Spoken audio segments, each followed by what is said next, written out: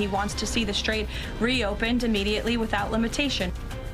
Right now at 5:30, a ceasefire tested a region on edge and hope that some type of peace can still prevail. Good evening, I'm Dick Brennan. Welcome back. I'm Christine Johnson, and we begin this half hour with the fragile ceasefire between Iran and the United States and Israel. After nearly 40 days of war, the day started with a pause in fighting and the reopening of the Strait of Hormuz. But a short time ago, Iran closed it. Its parliament speaker says the U.S. violated some of the terms. Lisa Rozner is here to explain. Lisa. Well, Dick and Christine, this is tied to fighting that continued today with Israel attacking Lebanon and the terror group Hezbollah. President Trump and Israel's prime minister have said the ceasefire did not include Lebanon.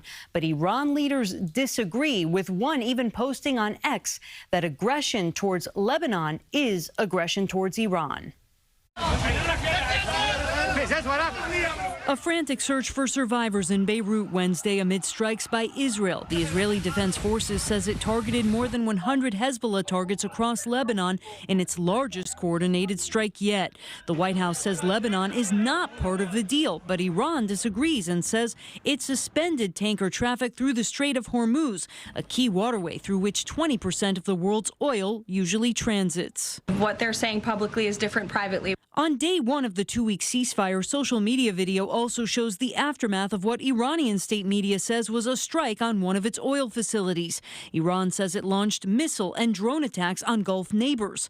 Earlier Wednesday, the White House said it received a proposal from the Iranians that was a workable basis to negotiate, and talks would take place Saturday morning in Pakistan. The president is dispatching his negotiating team, led by the Vice President of the United States, J.D. Vance, Special Envoy Witkoff, and Mr. Kushner to Islamabad. If they negotiate in good faith, we will be able to find a deal. But that's a big if, and ultimately it's up to the Iranians how they negotiate. I hope they make the right decision. We will go for negotiations to see how serious the other side is. U.S. Senate Minority Leader Chuck Schumer announced the Senate will take a fourth vote on a war powers resolution next week.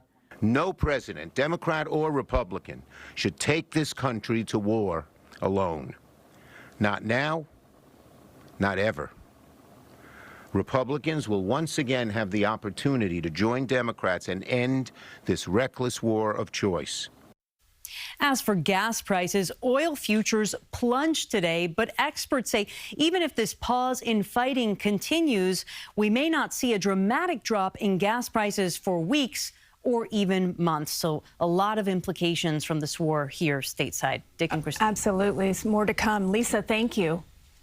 And do stay with us for continuing coverage of the war with Iran and the ceasefire. You can get the latest details anytime at CBSNewYork.com.